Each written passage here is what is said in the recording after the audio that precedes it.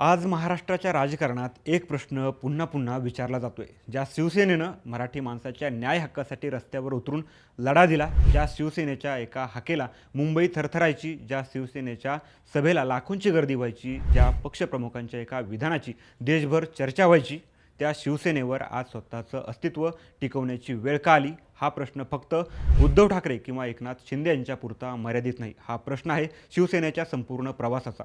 1960च्या दशकात मुंबई झपाट्यानं बदलत होती, उद्योग वाढत होते, नोकऱ्या निर्माण होत होत्या, पण मराठी तरुणांच्या मनात एक नाराजी वाढत होती. त्यांना वाटत होतं की आपल्या राज्यात, आपल्या शहरात, आपल्या भाषिकांना दुय्यम स्थान दिलं जात आहे. याच असंतोषाला शब्द दिले ते बाळासाहेब ठाकरे यांनी. मार्मिक या साप्ताहिकातून त्यांनी मराठी माणसाच्या वेदना मांडायला सुरुवात केली. त्यांच्या व्यंगचित्रांनी आणि लेखांनी एक वातावरण निर्माण केलं. हळूहळू हे लेखन एका चळवळीत बदललं आणि 1966मध्ये शिवसेनेचा जन्म झाला. आजचे जे शिवसेनेचे हाल आपण बघतोय ते पाहिल्यानंतर सर्वांनाच आठवण येते ती स्वर्गीय बाळासाहेब ठाकरेंची. आज खरंच शिवसेना प्रमुख बाळासाहेब ठाकरे असते तर परिस्थिती वेगळी असती का? नेमकं चित्र काय असतं याचा सविस्तर आढावा या व्हिडिओच्या माध्यमातून घेऊयात. त्यासाठी हा व्हिडिओ शेवटपर्यंत बघा. नमस्कार, मी संतोष. तुम्ही पाहताय थोडक्यात. शिवसेना सुरुवातीला राजकीय पक्ष नव्हता, ती एक आक्रमक सामाजिक संघटना होती. 80% समाजकारण आणि 20% राजकारण हे त्यांचं सूत्र होतं. स्थानिक मराठी तरुणांना रोजगार मिळावा म्हणून स्थानिक लोकाधिकार समिती निर्माण झाली. मुंबईत अनेक ठिकाणी मराठी युवकांना नोकऱ्या मिळवून देण्याचं काम शिवसैनिक करू लागले. पुढे 1980च्या दशकात शिवसेनेनं हिंदुत्वाचा झेंडा हाती घेतला आणि पक्ष महाराष्ट्रभर विस्तारला. मराठी अस्मिता आणि हिंदुत्व या दोन आधारस्तंभांवर उभी राहिलेली शिवसेना राज्यातील सर्वात प्रभावशाली पक्षांपैकी एक बनली. पण या यशामागं एक महत्त्वाचा घटक होता आणि तो म्हणजे बाळासाहेब ठाकरे यांचं व्यक्तिमत्व.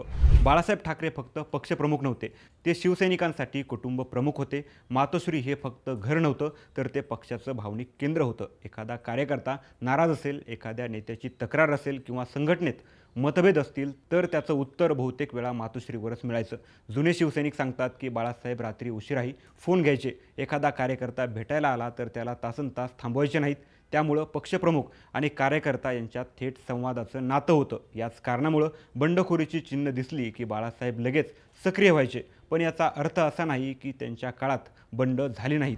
1991मध्ये छगन भुजबळ यांनी तब्बल 17 आमदारांसह शिवसेनेला रामराम केला. त्या काळात भुजबळ हे शिवसेनेतील क्रमांक 2चे नेते मानले जात होते.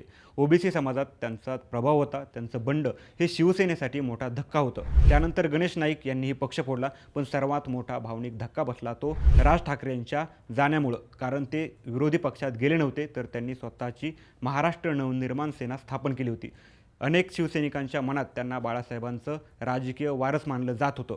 मात्र या सगळ्या बंडांमध्ये एक गोष्ट कायम होती. बंडखोर पक्ष सोडून जायचे, पण शिवसेना पक्ष म्हणून कायम उभा राहायचा. पक्षाचं नाव, चिन्ह, संघटना आणि नेतृत्व यावर कुठलाही प्रश्न निर्माण होत नव्हता. 2022मध्ये पहिल्यांदाच परिस्थिती पूर्णपणे बदलली. एकनाथ शिंदे यांनी 40 आमदारांसह बंड केलं आणि शिवसेनेच्या इतिहासात पहिल्यांदाच मूळ पक्षावर दावा करण्यात आला. हा फक्त आमदारांचा उठाव नव्हता, हा पक्षाच्या मालकीचा संघर्ष होता. निवडणूक आयोगानं धनुष्यबाण चिन्ह शिंदे गटाला दिलं. पक्षाचं नावही त्यांच्या ताब्यात गेलं आणि इथून उद्धव ठाकरेंच्या नेतृत्वासमोर सर्वात मोठं संकट उभं राहिलं. बंडखोर आमदारांनी त्यावेळी एकच आरोप सातत्याने केला. त्यांचं म्हणणं होतं की उद्धव ठाकरे मुख्यमंत्री झाल्यानंतर पक्ष आणि कार्यकर्त्यांमध्ये संवाद कमी झाला. आमदारांना भेटण्यासाठी वाट पाहावी लागायची. निर्णय प्रक्रियेत काही मोजक्या लोकांचा प्रभाव वाढला. अनेकांना वाटू लागलं की त्यांचं म्हणणं पक्षश्रेष्ठींपर्यंत पोहोचत नाही. उद्धव ठाकरे समर्थक याला दुसरी बाजू मानतात. त्यांच्या मते कोरोनाचा काळ, मुख्यमंत्री म्हणून जबाबदाऱ्या आणि त्यानंतर झालेली गंभीर शस्त्रक्रिया यामुळे उद्धव ठाकरे यांच्या प्रत्यक्ष भेटीगाठी कमी झाल्या. पण त्याचा अर्थ कार्यकर्त्यांपासून दुरावा असा होत नाही. मात्र राजकारणात अनेकदा वास्तवापेक्षा भावना महत्त्वाच्या ठरतात आणि बंडखोर नेत्यांच्या मनात जर दुर्लक्षित केल्याची भावना निर्माण झाली असेल तर तीच पुढे राजकीय स्फोटाचं कारण बनते. आज पुन्हा तसंच काहीसं चित्र दिसून येतंय. ठाकरे गटातील 6 खासदार स्वतंत्र भूमिका घेण्याच्या तयारीत असल्याच्या चर्चा आहेत.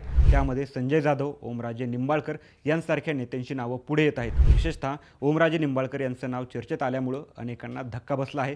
कारण त्यांना उद्धव ठाकरे यांचं अत्यंत विश्वासू सहकारी मानलं जात होतं. जर हे खासदार प्रत्यक्षात शिंदे गटात गेले तर हा फक्त संख्येचा प्रश्न राहणार नाही, तो उद्धव ठाकरे यांच्या नेतृत्वावरील विश्वासाचा प्रश्न बनेल. याच ठिकाणी पुन्हा बाळासाहेबांचा संदर्भ येतो. कारण अनेक राजकीय विश्लेषकांचं असं मत आहे की बाळासाहेब असते तर त्यांनी नाराजी इतकी वाढूच दिली नसती. कोणी नाराज असल्याचं कळलं असतं तर त्यांनी थेट बोलावून घेतलं असतं, कोणी पक्षविरोधी भूमिका घेतली असती तर कठोर कारवाई केली असती, कोणी कार्यकर्त्यांमध्ये संभ्रम निर्माण केला असता तर सामना आणि सभांमधून स्पष्ट संदेश दिला असता. पण दुसरीकडं एक वास्तव हे देखील आहे की बाळासाहेबांच्या काळातील राजकारण आणि आजचं राजकारण यात जमीन आसमानचा फरक आहे. आज पक्षांपेक्षा सत्तेचं गणित जास्त महत्त्वाचं झालंय.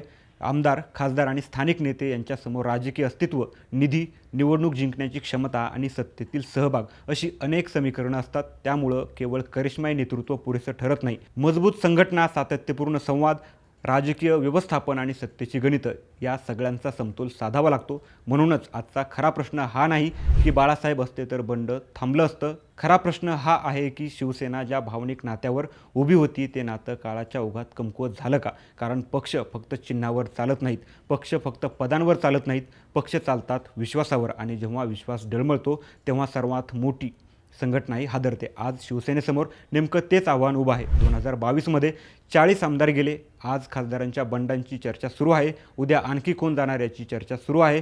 म्हणून हा केवळ एका पक्षाचा संघर्ष नाही तर महाराष्ट्राच्या सर्वात प्रभावशाली राजकीय चळवळींपैकी एका चळवळीच्या अस्तित्वाचा संघर्ष आहे. आणि पुढील काही महिने हे ठरवतील की शिवसेना पुन्हा एकदा उभी राहणार की महाराष्ट्राच्या राजकारणात आणखी एका मोठ्या राजकीय परिवर्तनाची नोंद होणार. आज शिवसेनेची झालेली परवड पाहता तुम्हाला काय वाटतं? उद्धव ठाकरेंच्या जागी बाळासाहेब ठाकरे असते तर त्यांनी हे बंड शमवलं असतं का? तुमचं मत कमेंटमध्ये नक्की सांगा. हा व्हिडिओ आवडला असेल तर लाईक करा, शेअर करा आणि अशाच राजकीय विश्लेषणासाठी थोडक्यातला सबस्क्राईब करा.